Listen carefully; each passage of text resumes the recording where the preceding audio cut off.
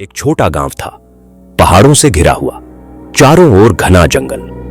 गांव के एक छोर पर एक पुराना हवेली नुमा घर था जिसे सब छायागृह कहते थे। गांव के लोग कहते थे वहां एक बार छाया नाम की आत्मा ने डेरा डाला था। कोई वहां जाता नहीं था। अनया और नील गर्मियों की छुट्टियों में अपनी दादी के पास गांव आए। दादी हमेशा कहती थी, बेटा रात को जंगल की तरफ मत जाना, वो छाया आज भी वहां से देख रही है। नील को इन बातों में कोई दिलचस्पी नहीं थी, लेकिन अनया, उसे हर रहस्य को जानने की आदत थी। एक रात अनया को नींद नहीं आई। खिड़की से बाहर देखा, जंगल में कहीं एक हल्की नीली रोशनी थी। उसने धीरे से नील को जगाया।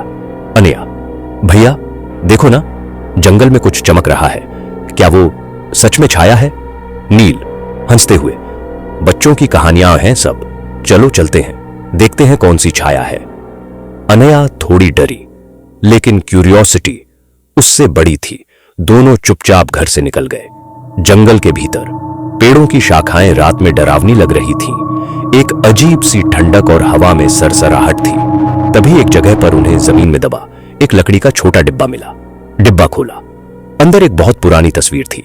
3 चेहरे थे उसमें, एक औरत, एक बच्चा और एक साया, और उसके पीछे वही हवेली थी।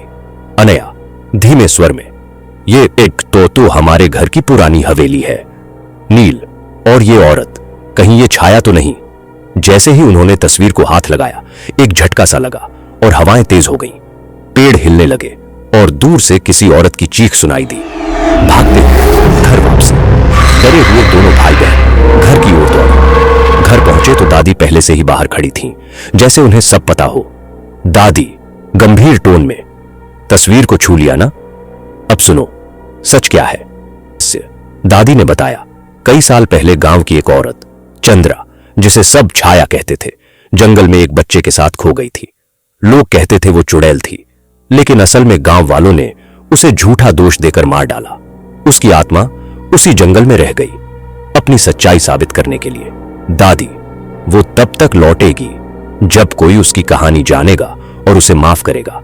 शायद तुम दोनों वो कड़ी हो। दूसरी रात अनया ने तस्वीर लेकर जंगल के उस जगह पर एक दिया जलाया और तस्वीर वहीं रख दी। अनया धीमे स्वर में, छाया, हम सच्चाई जानते हैं, तुम अब आजाद हो। तभी एक हल्की हवा चली, पेड़ झुके, तस्वीर जलने लगी और उसी नीली रोशनी में वो रोशनी गुम हो गई। छाया चली गई थी, शायद सुकून में। कभी कभी आत्माएं केवल बदला नहीं, समझदारी और माफी की भूखी होती है, और जब कोई सच्चा दिल उन्हें समझता है तो वो लौटती नहीं, मुक्त हो जाती है।